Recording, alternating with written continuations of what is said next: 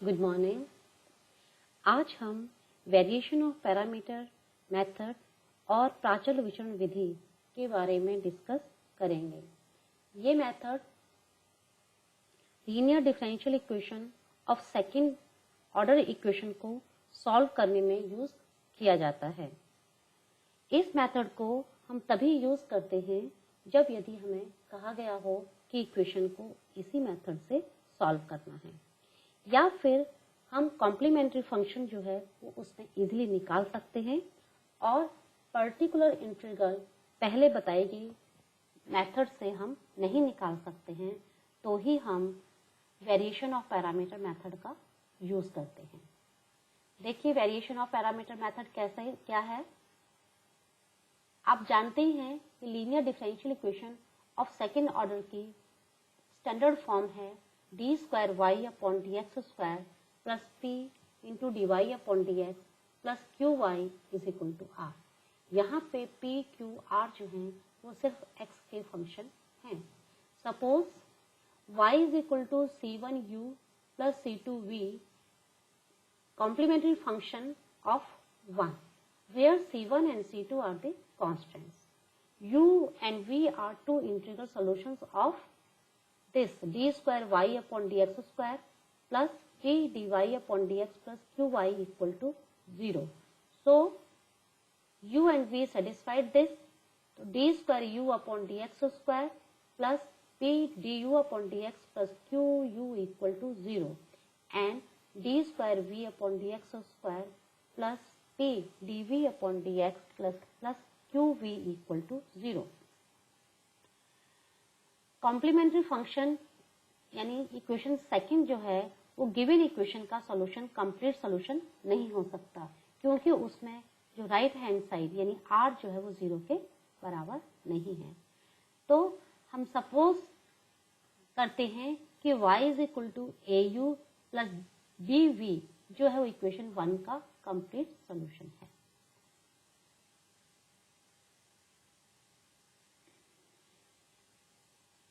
और dy इसको हम y is equal to au plus bv को इक्वेशन का हम with respect to x differentiate करते हैं इसको, तो dy upon dx is equal to da upon dx into u plus dv upon dx into v plus a into du upon dx plus d into dv upon dx हमें मिलता है।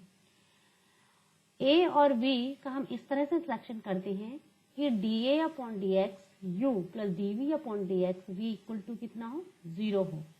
तो अब आप इस इक्वेशन में देखिए इसको 0 के बराबर कर दीजिए, तो dy अपॉन dx की वैल्यू होगी a du upon dx plus b dv upon dx। अब हम इस इक्वेशन को दोबारा डिफरेंशिएट करते हैं और D square Y upon D x square की वैल्यू निकालते हैं। तो इस तरह से अब क्योंकि इक्वेशन 3 और इक्वेशन 4 जिसमें u और v इक्वेशन को सेटिस्फाइड करते हैं वो उनकी वैल्यू रखते हैं, तो इस पूरे की जो वैल्यू है वो 0 है और इसकी भी वैल्यू 0 है। तो हमारे पास इक्वेशन का सिर्फ यही पार्ट बचता है dA upon dx du upon dx plus dv upon dx into dv upon dx is equal to r। और इक्वेशन 6 और 7 से हम dA अपॉन dx की वैल्यू निकालते हैं और dv अपॉन dx की वैल्यू निकालते हैं।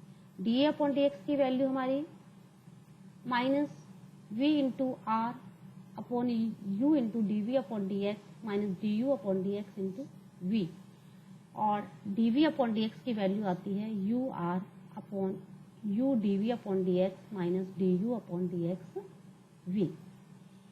अब हम इसका इंटीग्रेशन करते हैं तो a की वैल्यू मिलेगी और इसका इंटीग्रेशन करते हैं तो हमें b की वैल्यू मिलेगी। मान लीजिए वैल्यू इस तरह से आएगी a is equal to f of x plus k1 और b is equal to g of x plus k2। हमारा कंप्लीट सोल्यूशन है y is equal to a u, तो a की जगह ये वैल्यू पुट कर दी और b v। तो इस तरह से y is equal to F X plus k1 into U plus G X plus k2v जो है वो हमारा कंप्लीट सॉल्यूशन जो है वो इक्वेशन 1 का है। तो इस तरह से हम वेरिएशन ऑफ पैरामीटर मेथड का यूज करके इक्वेशन को सॉल्व करते हैं। देखिए कैसे करते हैं, एक एग्जांपल देखते हैं हम। इक्वेशन है D square Y upon D x square plus A square Y is equal to sec X. इस इक्वेशन को हम डी की फॉर्म में लिखते हैं, तो D square plus A square Y is equal to sec A X. क्योंकि हमें इसका कॉम्प्लीमेंट्री फंक्शन निकालना है, इसलिए हम इसकी ऑक्सिलरी इक्वेशन लिखते हैं d square plus A square is equal to 0 और d is equal to plus minus a आई।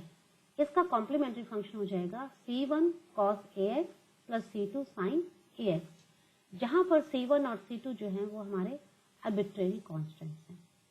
मान लीजिए y is equal to a u की जगह हमारे पास क्या है cos ax और v की जगह क्या है sin ax, तो y is equal to a cos ax plus b sin ax जो है जो इस इक्वेशन का कंप्लीट सॉल्यूशन है।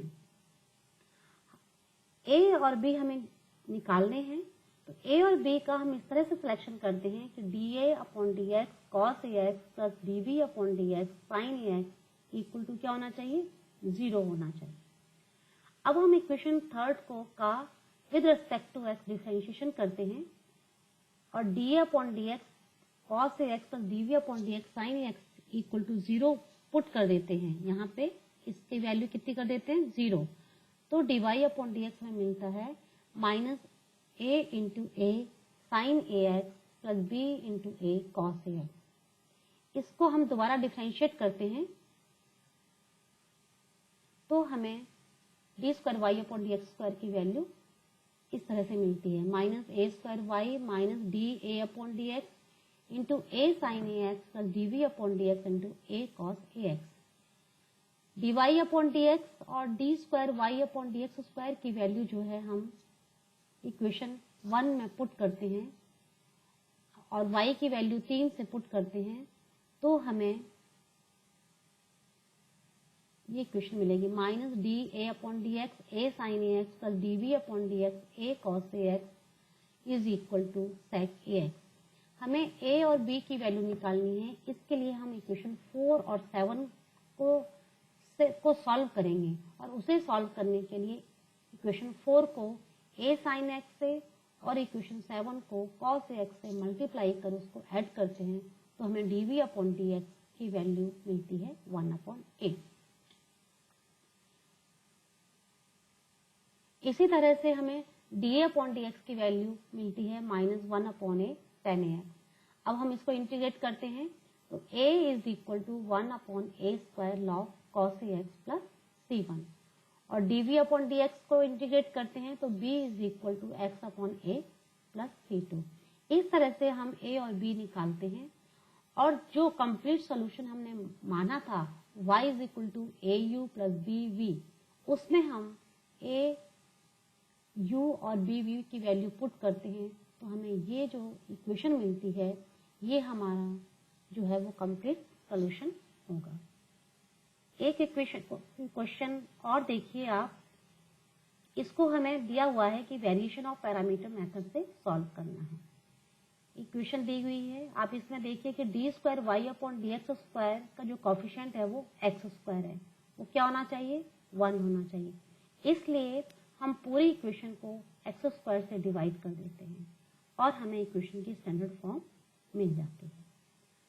अब हम इसको देखते हैं, तो एक बाय इंस्पेक्शन हम मेथड से हम देखते हैं कि p plus Q X equal to 0, अतः y is equal to X जो है इसका एक कॉम्प्लीमेंट्री फंक्शन होगा।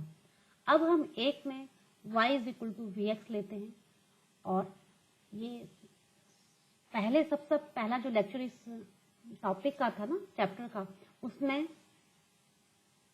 मैंने बताया था कि कैसे इसको सॉल्व करते हैं। तो यहाँ y is equal to V X है, तो इसको डिफरेंशिएट करके D square we upon D X D निकालते हैं, यानी D Y upon D X D square Y upon D x square, और y की वैल्यू हम यहाँ पुट करेंगे तो इस इक्वेशन की जो फॉर्म है वो इस तरह से आ जाएगी, d we upon D x और D square we upon D x square में आ जाएगी।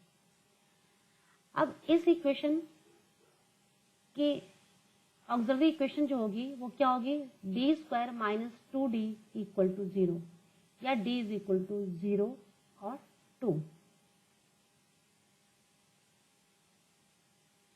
तो v इज इक्वल टू c1 प्लस c2 e की पावर 2x, इसका कॉम्प्लीमेंट्री फंक्शन हो जाएगा y is equal to vx, तो यानी c1x प्लस c3x e की पावर 2x जो है वो हमारा इसका कॉम्प्लीमेंट्री फंक्शन हमें मिल जाता है। अब मान लीजिए कि y is equal to ax plus bx e की पावर 2x जो है दी हुई इक्वेशन का कंप्लीट सॉल्यूशन है। तो अब हम a और b का इस तरह से सिलेक्शन करेंगे कि dA upon dx into x plus dV upon dx into x e की पावर 2x क्या होना चाहिए, 0 होना चाहिए। अब हम y इज इक्वल टू हमने ये लिया है, y is equal to ax plus bx e की पावर 2x। अब हम इसको एक बार डिफरेंशिएट करते हैं और इसका यूज करते हैं, फिर हम दोबारा डिफरेंशिएट करते हैं और फिर इसका यूज करते हैं। तो इस तरह से हम dy अपॉन dx और d square y upon dx square की वैल्यूज निकाल लेते हैं, जैसे हमने पिछले एग्जाम्पल में निकाला है।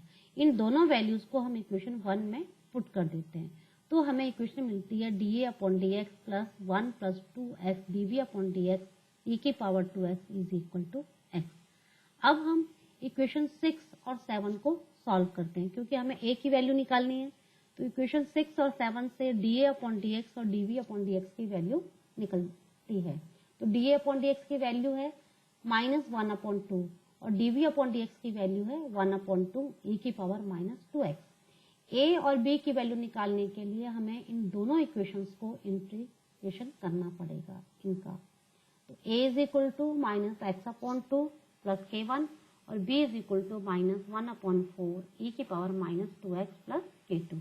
यहाँ k1 और k2 जो है वो हमारे आर्बिट्रेरी कांस्टेंट्स हैं। अब a और b की वैल्यू को यूज करते हुए हम इसका कंप्लीट सॉल्यूशन निकाल लेते हैं। क्या है, y is equal to a x plus b x e की पावर 2x। तो इस तरह से हम वेरिएशन ऑफ पैरामीटर या प्राचल विचरण विधि का यूज करते हुए इक्वेशन को सॉल्व कर सकते हैं। इससे रिलेटेड दूसरे मेथड हम नेक्स्ट लेक्चर में डिस्कस करेंगे। Okay, thank you.